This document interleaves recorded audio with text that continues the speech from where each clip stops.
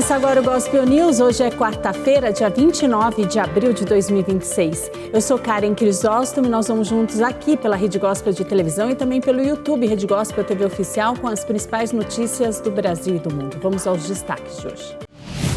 Oposição quer dividir veto de Lula no projeto de lei da dosimetria para manter novas regras para crimes hediondos. Deputado João Carlos Bacelar faz acordo com o PGR para devolver R$1.400.000 após desvios de recursos públicos. Confederação Nacional da Indústria envia carta com preocupações sobre mudanças na jornada de trabalho. Donald Trump posta foto segurando arma em nova mensagem enviada ao Irã. 2 judeus são esfaqueados no norte de Londres. Adolescente grávida de 7 meses é agredida por namorado após festa de aniversário em Guarulhos. E o Cruzeiro vence o Boca Juniors pela Copa Libertadores da América. Essas e outras notícias do Brasil e do mundo, agora no Gospel News. Boa noite. O Congresso Nacional analisa amanhã o veto do presidente Lula ao projeto de lei que permite a redução de penas dos condenados pelos atos de 8 de janeiro. Os parlamentares da oposição e do Centrão cogitam desmembrar o veto para manter a lei para crimes hediondos. A oposição no Congresso estuda dividir o veto do presidente Lula ao projeto da dosimetria para impedir que isso beneficie criminosos para além de 8 de janeiro. O texto aprovado pode encurtar o tempo dos condenados na prisão, mas o projeto tem brechas que podem impactar os condenados por crimes hediondos diversos. O líder do governo no Congresso Nacional, Randolfo Rodrigues, disse que o entendimento técnico é que os parlamentares precisam analisar o veto como um todo. Um parlamentar da oposição disse, sem revelar a identidade, que há conversas com Davi Alcolumbre, o presidente da Casa. No estudo técnico elaborado pela Câmara dos Deputados, a questão do fatiamento do veto não é mencionada, mas aceita a versão do governo de que a derrubada pode beneficiar criminosos diversos. Uma pesquisa Quest divulgada hoje cedo mostra Simone Tebet, Márcio França, Marina Silva e Guilherme Derrite na liderança pelas vagas no Senado por São Paulo. Em todos os cenários testados, Simone Tebet aparece como líder, com pelo menos 14% das intenções de voto. O levantamento foi encomendado pelo Banco Genial e ouviu 1.650 eleitores paulistas entre os dias 23 e 27 de abril. O deputado João Carlos Bacelar fechou um acordo com a Procuradoria-Geral da República que prevê a devolução de quase R$1,5 milhão pela contratação de funcionários fantasmas. O acordo já foi aceito pelo Supremo Tribunal Federal. O deputado João Carlos é réu no Supremo Tribunal Federal por desvio de recursos públicos. O caso envolve a contratação pelo gabinete do deputado de 2 mulheres que desenvolviam atividades particulares. Uma das contratadas atuava como empregada doméstica há mais de 15 anos. A outra trabalhava na empresa administrada pela família do parlamentar. Além do deputado, Norma da Silva, que trabalhava na empresa da família, também é ré no processo. Eles se comprometeram a pagar R$1.300.000 em reparação por danos causados pelos crimes praticados. Bacelar vai pagar uma multa de R$96.000, já normal, que terá que pagar R$20.000. Além disso, os dois terão que prestar serviços à comunidade, com carga horária total de 280 horas. O caso será arquivado após o cumprimento do acordo. O ex-diretor de um dos presídios do complexo penitenciário da Papuda virou réu na justiça por assédio sexual e moral contra uma policial penal subordinada a ele. Segundo os documentos, Maique Esteve Richter teria se aproveitado da posição de chefia para constranger a vítima com investidas de cunho sexual e, após recusas, passado a intimá-la e humilhá-la no ambiente de trabalho. Em nota, a defesa de Maique disse que as informações divulgadas não refletem a realidade dos fatos e que confia na inocência do ex-diretor. O presidente Lula assinou o decreto que oficializa a validade do acordo comercial entre Mercosul e União Europeia. O contrato começa a valer na próxima sexta-feira. o presidente Luiz Inácio Lula da Silva assinou o decreto que oficializa a validade do acordo comercial entre Mercosul e União Europeia. A cerimônia para validar o tratado, que entra em vigor a partir do dia 1º de maio, ocorreu no Palácio do Planalto, em Brasília. E esse acordo foi um acordo feito a ferro, suor e sangue, porque tem muita coisa, sabe, que querem evitar que o Brasil cresça, que querem evitar que o Brasil dispute, que querem evitar que o Brasil, sabe, coloque os seus produtos nos mercados estrangeiros. De acordo com matéria da Agência Brasil, com o Tratado, o Bloco Sul-Americano, composto por Argentina, Brasil, Paraguai e Uruguai, vai zerar tarifas sobre 91% dos bens europeus em até 15 anos. Já a União Europeia vai eliminar tarifas sobre 95% dos bens vendidos pelo Mercosul em até 12 anos. Os termos do acordo foram assinados no fim de janeiro em Assunção, no Paraguai, entre representantes dos dois blocos, após 26 anos de negociações. Quando o acordo vem dos colonizadores para os colonizados, ele vem com mais rapidez. Mas quando os colonizados resolvem levantar a cabeça e dizer que eles têm direito, as coisas criam mais dificuldades. E ele veio num momento muito importante, porque ele veio para reforçar a ideia consagrada do multilateralismo. O pacto cria uma zona de livre comércio envolvendo 31 países, sendo 27 da União Europeia e 4 do Mercosul. Somados, os blocos têm uma população conjunta de 720 milhões de habitantes e cerca de 22 trilhões de dólares em produto interno bruto. A Confederação Nacional da Indústria entregou um manifesto ao presidente da Câmara dos Deputados, Hugo Motta, com preocupações com o avanço da tramitação das propostas que acabam com a escala 6x1. A Confederação Nacional da Indústria afirma que o debate é legítimo, mas que as propostas podem provocar impactos severos sobre a economia, os investimentos e a criação de empregos formais. De acordo com a CNI, estimativas indicam que a redução da jornada pode elevar os custos com empregados formais em até 267 bilhões de reais por ano. Hugo Motta afirmou que pretende votar a PEC em plenário ainda em maio, em homenagem ao Dia do Trabalhador. Antes, o presidente da Câmara disse que todo o setor produtivo vai precisar ser ouvido para a construção do texto final. A Confederação disse ainda que mudanças estruturais na legislação trabalhista precisam ser construídas com base em evidências, diálogo técnico e responsabilidade econômica. As marinhas do Brasil e da França realizaram exercícios conjuntos na costa do Rio de Janeiro. 1.700 militares foram mobilizados. Tropas francesas e brasileiras treinaram lado a lado em uma operação anfíbia conjunta na costa do Rio de Janeiro, como parte da missão Jeanne d'Arc da Marinha Francesa. Os exercícios reuniram forças navais e terrestres de ambos os países, incluindo 1.700 tropas, veículos blindados e helicópteros. O desdobramento anual combina o treinamento de mais de 150 jovens oficiais franceses com missões operacionais ao lado de forças parceiras. Essa operação envolveu quase 2.000 militares, como eu disse, começou em atividades de treinamento ainda no Complexo Naval da Ilha do Governador, no Rio de Janeiro, e depois com uma fase no mar, com os navios anfíbios e os navios escolta, as fragatas, e agora culminando com a operação anfíbia, onde tivemos esse desembarque.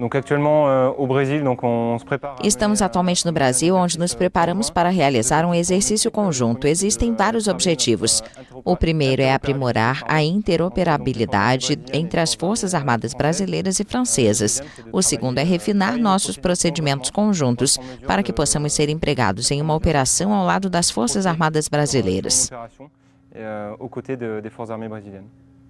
Os exercícios conjuntos no mar, subaquáticos e em terra fortalecem os laços militares de longa data entre os dois países. A Marinha Brasileira informou que a operação compreendeu diversas fases, desde o treinamento inicial no Rio até manobras coordenadas no mar e um desembarque final. A Organização das Nações Unidas afirmou hoje que 21 pessoas foram executadas e mais de 4.000 detidas no Irã por motivos políticos ou segurança nacional desde o início da guerra no Oriente Médio. A ONU diz que muitos detidos foram vítimas de desaparecimentos forçados, tortura ou tratamentos cruéis. O alto comissário para os direitos humanos pediu que as execuções sejam suspensas e que o Irã garanta o respeito pelos direitos da defesa. O presidente dos Estados Unidos, Donald Trump, publicou uma mensagem hoje dizendo para o Irã acordar. O texto era acompanhado por uma foto do presidente armado e bombardeios acontecendo ao fundo. O presidente dos Estados Unidos, Donald Trump, exigiu nesta quarta-feira que o Irã acorde enquanto as negociações sobre a guerra nuclear permanecem paralisadas. O republicano publicou uma imagem desafiadora criada por inteligência artificial em sua rede Truth Social, acompanhada do texto: "O senhor bonzinho acabou. O Irã é incapaz de se organizar. Eles não sabem como assinar um acordo não nuclear. É melhor acordarem logo." Enquanto isso, o Wall Street Journal afirmou que Trump instruiu seus oficiais de segurança nacional a se prepararem para manter o bloqueio dos portos iranianos por um longo período, a fim de forçar Teherã a abandonar seu programa nuclear. De acordo com a publicação, Trump não acredita que o Irã esteja negociando de boa fé e espera que possa ser forçado a suspender o enriquecimento de urânio por 20 anos e aceitar restrições rigorosas posteriormente. O jornal cita fontes anônimas que afirmam que Trump decidiu, durante uma reunião na segunda-feira na sala de crise da Casa Branca, que tanto a retomada da campanha de bombardeio quanto a retirada do conflito eram opções muito arriscadas. Em vez disso, segundo a reportagem, ele disse aos assessores que a Marinha continuaria pressionando as principais exportações de petróleo do Irã até que Teherã concordasse com todas as exigências de Washington. A autoridade reguladora dos Estados Unidos antecipou a revisão da licença da emissora ABC após críticas de Donald Trump. A polêmica envolvendo o presidente americano Donald Trump, a primeira-dama Melania e Jimmy Kimmel ganhou um novo capítulo. A Comissão Reguladora de Telecomunicações nos Estados Unidos ordenou uma revisão antecipada da licença da emissora ABC, depois que o republicano e sua esposa pediram a demissão do apresentador. A ordem da Comissão Federal de Comunicações, que foi antecipada em vários anos em relação ao cronograma previsto, afeta a Disney, proprietária do canal, e suas subsidiárias. Trump disse que Kimmel deveria ser demitido imediatamente por afirmar em um de seus monólogos de humor na semana passada que a primeira-dama Melania irradiava a aura de uma futura viúva. O comediante sustenta que era uma piada sobre a diferença de idade do casal, mas o bilionário a classificou como um desprezível chamado à violência. O apresentador também convidou Trump a dialogar sobre a retórica de ódio, em uma aparente referência aos comentários incendiários do magnata sobre grupos como imigrantes, seus opositores políticos e a mídia. Trump vai completar 80 anos em junho e é o presidente mais velho da história dos Estados Unidos, enquanto sua esposa, uma ex-modelo nascida na Eslovênia, tem 56 anos. Além do casal, outros republicanos cobraram que a ABC tomasse uma posição contra o apresentador. No ano passado, Kimmel já havia sido acusado pela direita de explorar politicamente o assassinato do influenciador pró-Trump Charlie Kirk, o que levou a ABC a tirá-lo por uma semana do ar. Uma juíza federal de Nova Jersey condenou um laboratório norte-americano considerado responsável pela origem da crise dos opioides no país. O laboratório e a família Sackler foram acusados de promover um analgésico escondendo o alto potencial de gerar dependência química e pagar comissões a médicos. O laboratório vai ser dissolvido na próxima sexta-feira e precisa pagar mais de 40 bilhões de reais por conta da falência. E a cidade de Londres vive uma nova realidade, a de roubo de celulares. Policiais locais estão trabalhando disfarçados para tentar prender os bandidos. Perder o celular na rua na ação de algum criminoso está longe de ser um problema de país pobre ou do Brasil. Em Londres, agentes da polícia percorrem vários bairros com um objetivo: combater esse tipo de roubo por batedores de carteiras. Uma praga que levou a cidade a ser considerada a capital europeia deste crime.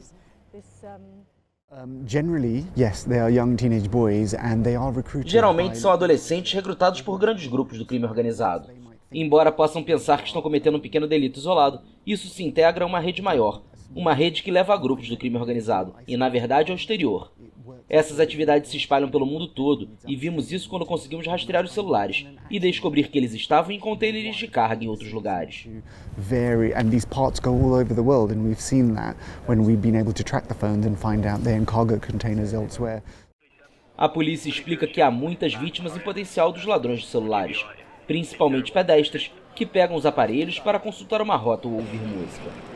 Encapuzados, os ladrões costumam ser adolescentes entre 16 e 18 anos, mas uma operação recente relacionada com estes roubos deteve 2 meninos de 13. É muito fácil se sentir atraído por esse estilo de vida criminoso, porque crianças de 13 anos são atraídas por recompensas de 100 libras ou 200 libras por celular. Para um jovem de 13 anos, isso representa uma quantia enorme de dinheiro. Eles também não percebem o impacto que tem nas pessoas. É apenas uma transação comercial, conseguir um celular e depois ganhar algum dinheiro. Os policiais recebem alertas de celulares roubados, mas as probabilidades de recuperar algum são realmente pequenas. Drones, sistemas de reconhecimento facial em tempo real e equipes de intervenção são alguns dos meios que a polícia londrina mobiliza para combater este crime.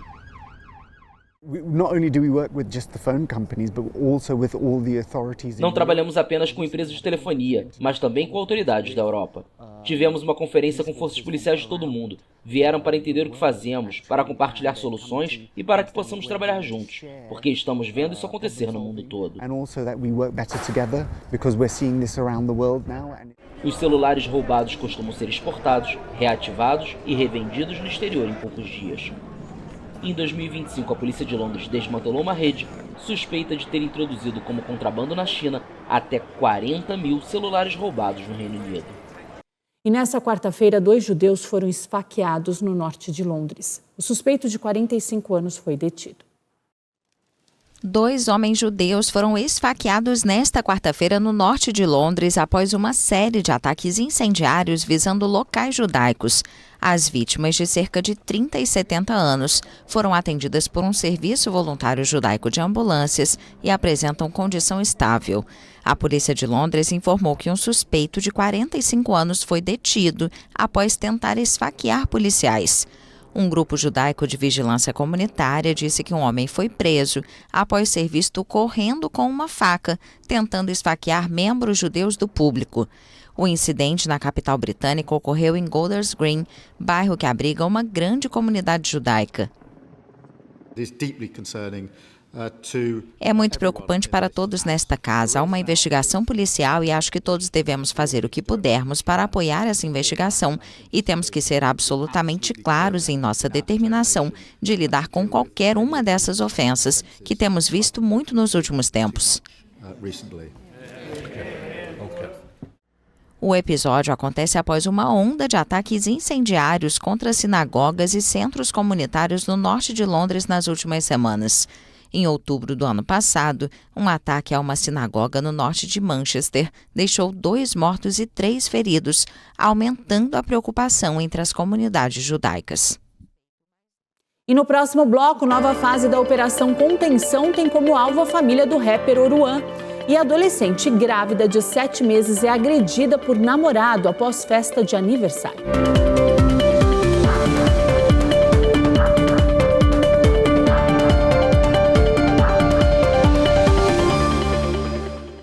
A polícia do Rio iniciou hoje mais uma fase da Operação Contenção contra a expansão territorial do Comando Vermelho.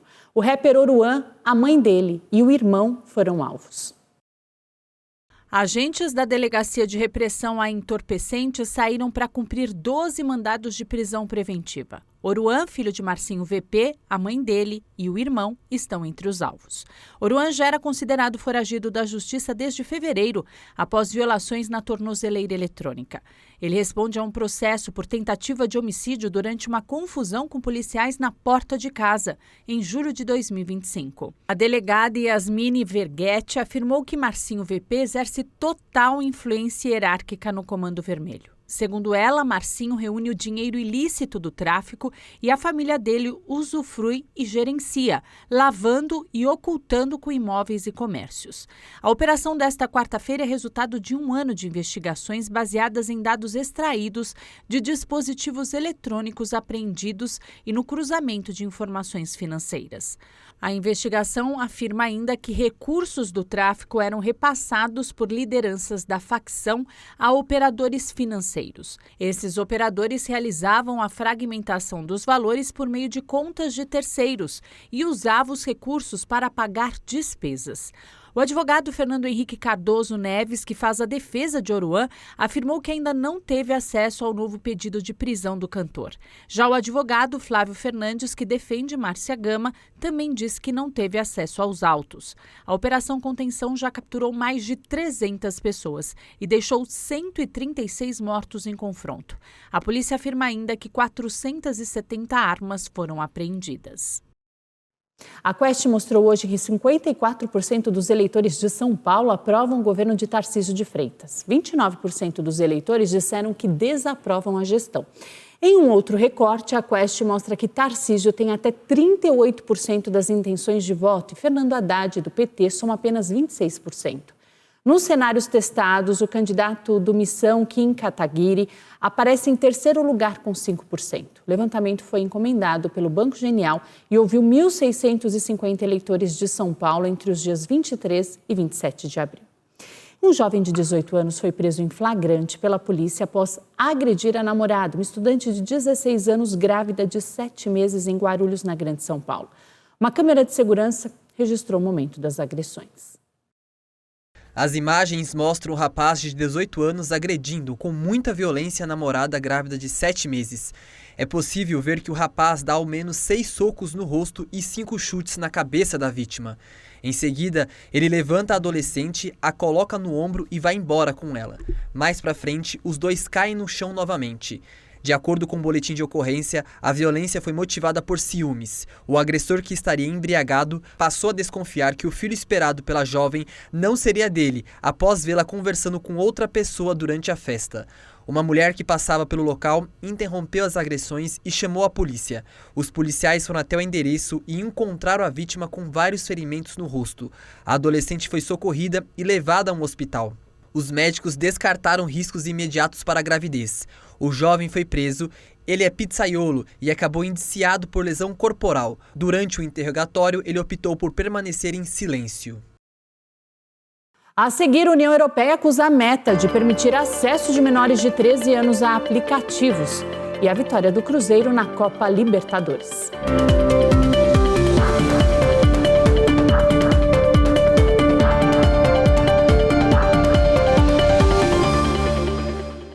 Centenas de curiosos foram aos Jardins de Kew, em Londres, para sentir o cheiro da flor cadáver, que é usado para atrair polinizadores.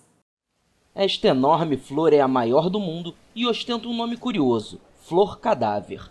Por sorte, os vídeos ainda não emitem cheiro, porque o dessa planta é de uma fragrância intensa de carne podre. Corpse flower is its nickname for the smell that it releases when it opens. Flor cadáver é o apelido que ela recebe por causa do cheiro que se percebe quando se abre, que, como o próprio apelido descreve, é um cheiro realmente fétido. É uma mistura de carne morta ou material em decomposição, ou algo que deu errado com o encanamento do seu banheiro. Então ela se abre e exala esse cheiro, espalhando-o por toda a estufa aqui e por toda a floresta tropical onde cresce, a fim de atrair polinizadores. The whole glasshouse here, but the whole rainforest where it grows, in order to attract pollinator. O exemplar aí, cujo nome oficial é Amorphophallus titanum, desabrochou na estufa do Kew Gardens, em Londres, esta semana. A flor vai durar até 48 horas antes de murchar e levar de 4 a 7 anos para florescer novamente.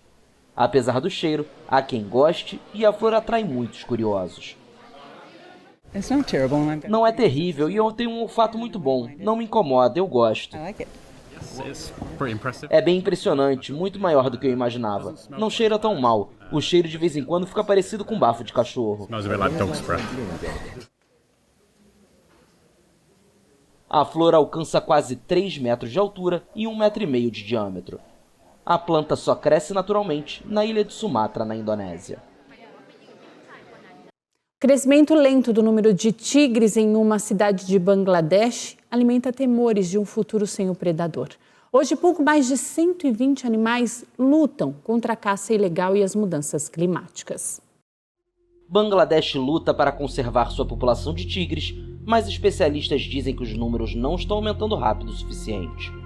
O grande felino está sob pressão no país devido à perda de habitat, caça ilegal e mudanças climáticas.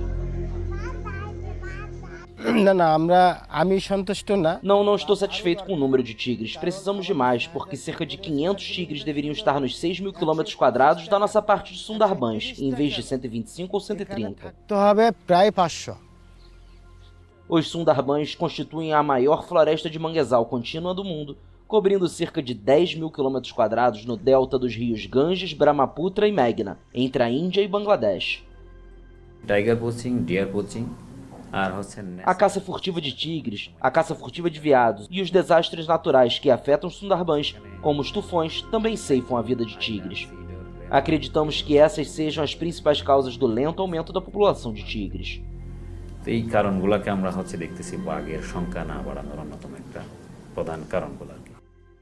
Apesar das penas de 12 anos de prisão ou multa de $15 mil, caçadores furtivos e moradores ainda matam tigres.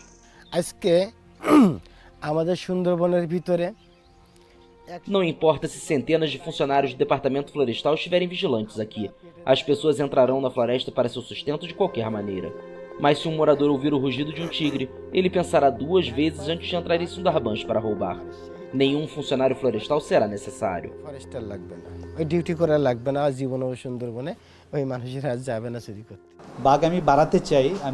Não é que possamos aumentar o número de tigres de 200 para 400 em 2 anos.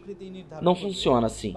A natureza determinará quantos tigres surgirão e quantos desaparecerão. Tudo o que precisamos é garantir a proteção.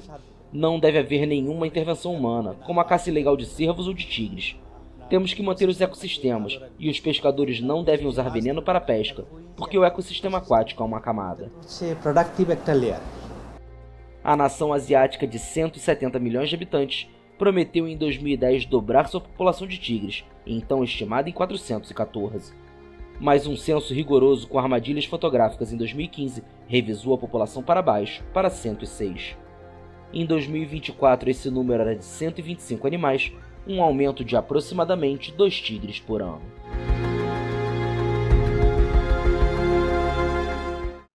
A União Europeia acusou nesta quarta-feira a empresa americana Meta de violar as regras do bloco e os próprios termos ao permitir que crianças menores de 13 anos acessem o Instagram e o Facebook. O bloco afirmou que cerca de 12% das crianças estão usando os aplicativos. A empresa pode ser multada em 6% da receita anual.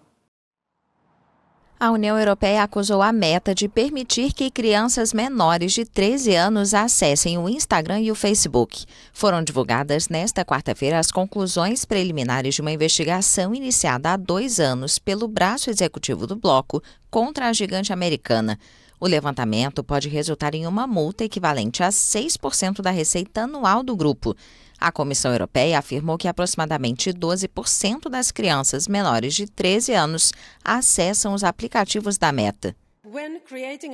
Ao criar uma conta, crianças menores de 13 anos podem facilmente contornar as restrições de idade simplesmente inserindo uma data de nascimento falsa, e a Meta não possui controles eficazes para verificar se essa autodeclaração está correta.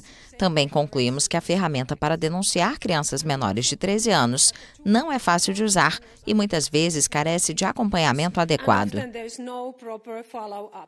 Nos últimos meses, a Comissão Europeia tem tentado fortalecer a proteção de menores online e está considerando a implementação de uma idade mínima para acesso a redes sociais em todo o bloco.